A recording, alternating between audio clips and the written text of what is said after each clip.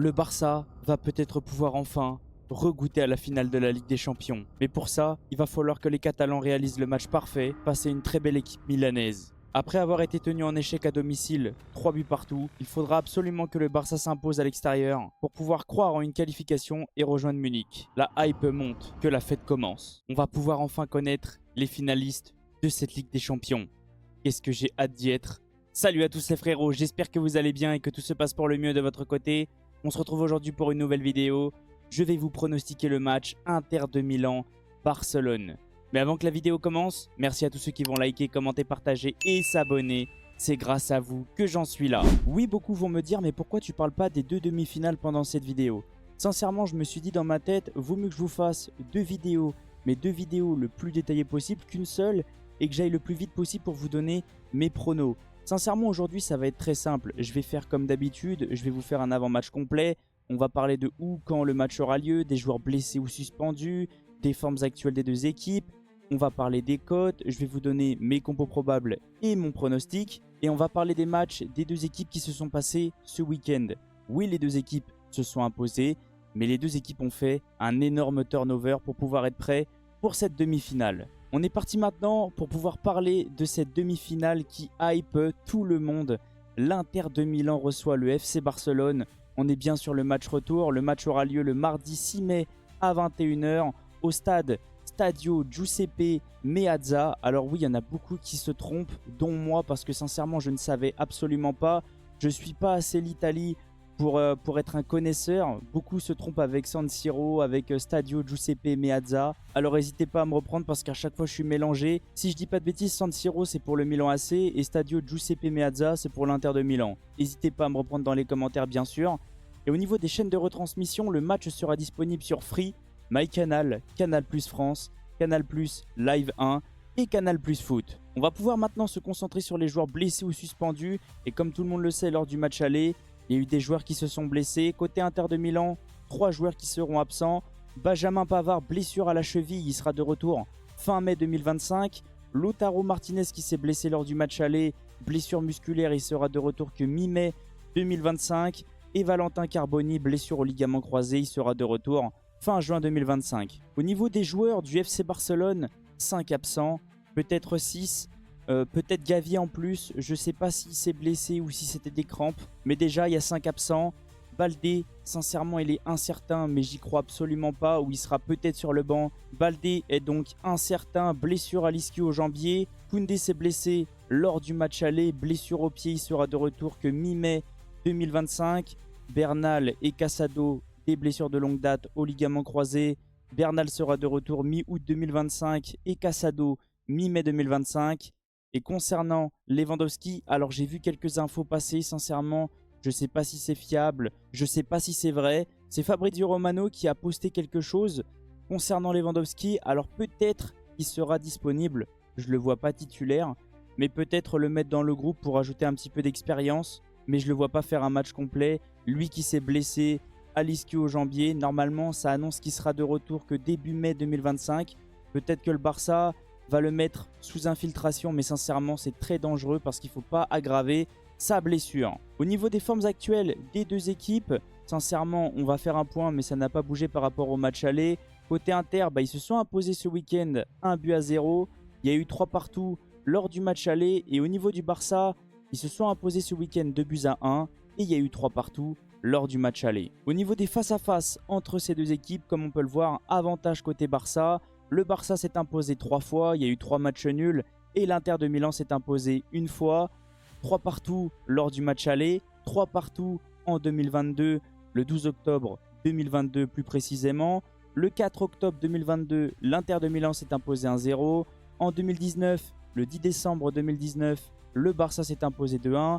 Le 2 octobre 2019, le Barça s'est imposé 2-1. Le 6 novembre 2018, il y a eu un partout.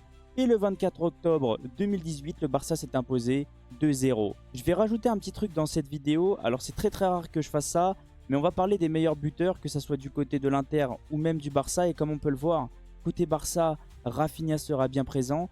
Mais côté Inter, Lautaro ne sera pas présent. Alors oui, côté Barça, l'absence de Koundé peut faire très mal. Mais sincèrement, je pense que du côté de l'Inter, ça va faire aussi ultra mal. Parce que comme tout le monde le sait, Lautaro est normalement le capitaine. Et sincèrement, ne pas avoir son capitaine pour une demi-finale, je pense que ça va être très très compliqué pour l'Inter de Milan. Maintenant, on va pouvoir se concentrer sur les cotes. Et comme on peut le voir, même si le Barça est à l'extérieur, le Barça reste favori. Le Barça reste le grand favori pour remporter cette Ligue des Champions. Oui, beaucoup mettent le PSG en numéro 1. Mais sincèrement, pas de mon côté. Moi, je vois toujours le Barça en numéro 1. Je vois Arsenal en 2. Peut-être le PSG en 3 et l'Inter en 4. Même si oui, il y a eu 3 partout au match aller, ça ne veut absolument rien dire. En plus de ce que je vois du Barça depuis le début de la saison, j'ai l'impression que le Barça est meilleur à l'extérieur. Alors peut-être que c'est moi qui a cette sensation. N'hésitez pas à me dire dans les commentaires si vous ressentez la même chose. La victoire côté Barça est cotée à 2,18. La victoire côté Inter est cotée à 3,10. Et le match nul est coté à 3,70. Oui, j'ai oublié de le faire, mais je vais vous le dire maintenant. Pour tous ceux qui parient, faites attention parce que les paris sont dangereux. Et on le sait tous, pour tous ceux qui ont moins de 18 ans, les paris sont interdits. Maintenant, on va pouvoir faire un point sur le match aller. Et comme on peut le voir, le match s'est fini en 3 buts partout. Oui, c'était ultra animé. Sincèrement, au début du match, j'étais ultra inquiet pour le Barça. Mais je me suis dit, cette saison, ils sont capables de tout. Ça fait plusieurs fois qu'ils sont menés. Ça fait plusieurs fois qu'ils arrivent à revenir dans un match. On l'a vu contre l'Atlético de Madrid. Le Barça était mené 2-0 au bout de la 21e minute. Et là, je me suis dit, ouais, ça va être très compliqué parce que c'est une demi-finale. Est-ce que le Barça va réussir à se remettre dans le match vu que c'est une jeune équipe? Est-ce qu'au niveau de l'expérience, ils vont pas complètement craquer? Et non, même si oui, Lamine Yamal a que 17 ans, Lamine Yamal est exceptionnel. Il a inversé la tendance en l'espace de 5 minutes, si je dis pas de bêtises. Sincèrement, il s'est procuré plein d'occasions. Son but est exceptionnel. Je crois qu'il arrive à effacer 3 joueurs. Il arrive à placer le ballon au ras du poteau. Sommer ne peut absolument rien faire. Et quelques minutes après, il met Di Marco par terre. Et il a failli mettre un doublé en 2-3 minutes. Sincèrement, ce joueur, il a que 17 ans. Mais au niveau de sa maturité, je pense que je vais continuer à être choqué pendant très longtemps. Ensuite, l'Inter de Milan a réussi à reprendre l'avantage à la 64e minute sur corner. Et ça, on va en parler. J'ai l'impression que ce Barça-là, c'est un peu comme le PSG.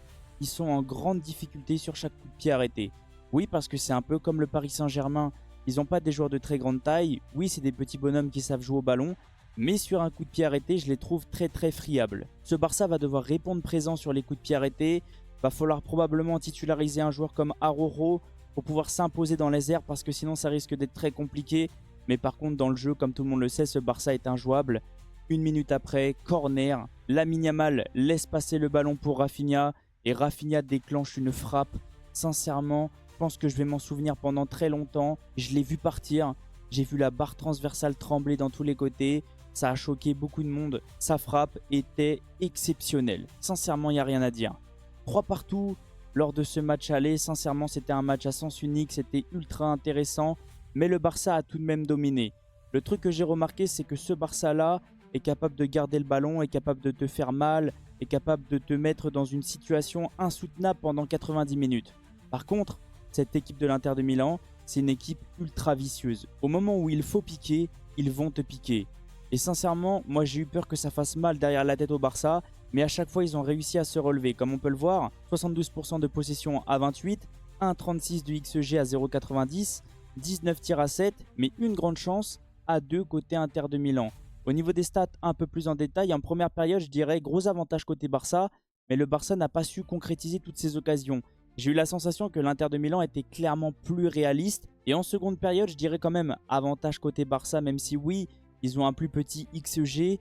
Ils se sont pas non plus créés de très grosses occasions, l'Inter si, mais le Barça a su être un peu plus réaliste et a su marquer sur sa grosse occasion. Le truc qu'il faut prendre en compte, ce Barça-là va devoir faire attention sur les coups de pied arrêtés et ce Barça-là va devoir être un peu plus réaliste parce que si Barcelone arrive à marquer toutes ces occasions, ce Barcelone-là pourra faire ultra mal à l'Inter de Milan. Mais par contre, pour moi, ça va pas du tout être la même atmosphère. On va passer de 50 000 à 80 000 supporters. Sincèrement, je pense que les Milanais ont envie de se qualifier, ont envie d'aller chercher une place en finale. Donc je pense pas que ça va être un match ultra simple pour le Barça. Je pense qu'il va y avoir une énorme intensité. J'ai hâte de voir qu'est-ce que ça va donner. Mais ces deux équipes nous réservent un retour exceptionnel. Parce que comme tout le monde l'a vu, c'est absolument pas le même style. Mais les deux équipes arrivent à se répondre coup pour coup. Au niveau des matchs de ce week-end, comme on peut le voir, le Barça a réussi à s'imposer 2-1 contre Valladolid. Mais c'était un match ultra compliqué pour les Catalans. Comme on peut le voir, le Barça était mené jusqu'à la 54e minute.